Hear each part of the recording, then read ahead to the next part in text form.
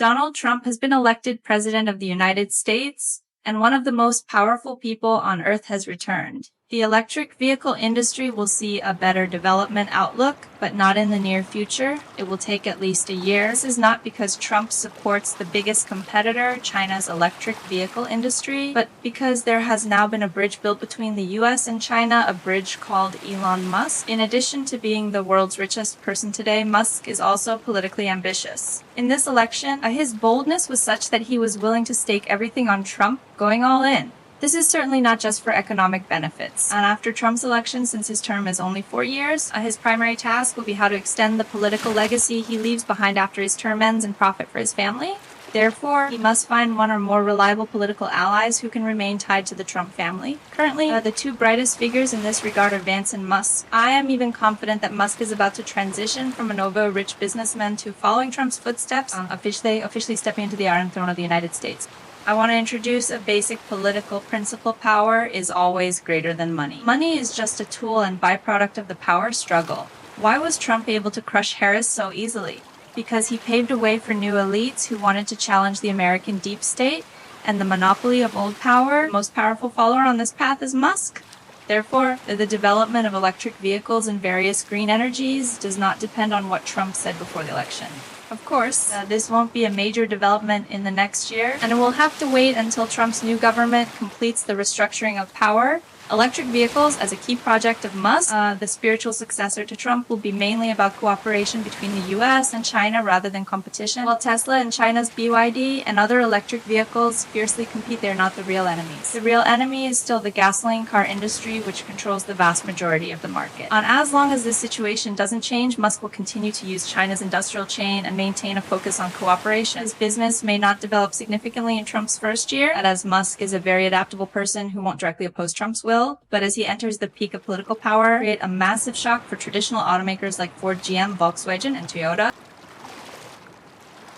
Whether in Europe, the Middle East, or the Asia Pacific, countries will make significant policy adjustments. With Trump elected, the Russia-Ukraine war, which does not serve the interests of his family, will not continue to be supported. Ukraine's population is shrinking and it remains Europe's poorest country. The European Union, in the risk of the Russia-Ukraine war ending, will lose its only internal unifying force and will gradually show signs of division. European countries will seek to restore more independent financial and political policies to respond flexibly to the coming financial crisis and global storm. The key manifestations of this will include Europe starting to gradually resume cooperation talks with China on the Belt and Road, pursuing military and economic autonomy, and the possibility of the EU starting to show signs of disintegration, restoring national sovereignty over printing currency. Ursula von der Leyen, a political newcomer, will find it increasingly difficult to continue serving as the US puppet and will be unable to control EU politics. In the Middle East, Trump's support for Israel will remain, but he will be tougher on both Israel and Iran. To put it simply, Trump can firmly support Israel, but Israel must obey and Iran must kneel. The US and Iran will renegotiate a new nuclear deal. Don't think that because Trump was the first to withdraw from the Iran nuclear deal, he won't reopen negotiations. The real reason for his exit was because he was not involved. Everything is based on interests. Trump will likely restart negotiations for a new Iran nuclear agreement, but this time he will take the lead. In the Asia-Pacific region, Japan may backstab the U.S. financial system. Trump's policies, which include relaxed policies and tariff barriers, will have a huge impact not only on China, but also on Japan and South Korea. The frequent change of Japan's prime ministers reflects Japan's adjustments to its relationship with the U.S. We could interpret this as the fact that different factions of U.S. elites are backing different Japanese leaders. As political newcomers, Trump's 8 years in office still haven't given his family's interests global reach, giving Japan more room for intense internal competition, even allowing Japan some space to make independent decisions. For example, Japan may attempt operations to counter the U.S. dollar, even trying to repair relations with China. Similarly, South Korean President Yoon Suk-yeol, with his approval rating below 2%, presents likely to face a rough future. Amidst the turmoil of this transformative period, America's traditional allies are now trembling. Meanwhile, geopolitical forces like China, India, Russia, and ASEAN countries will have a larger international stage to play on and will march forward with an unstoppable momentum. Trump's election, in particular, will be remembered as a significant turning point in history. The current world is plagued by entrenched power and class divisions, and the tolerance of the global population is rapidly reaching its limit. As a result, the wave of resistance is intensifying, and each wave is greater than the last until the last lock and door are broken open. India, as an independent sovereign state with the most dynamic economy, will surge to the center of the world stage. Finally, regarding economic predictions with Trump back in office, the short-term outlook is a more active economy.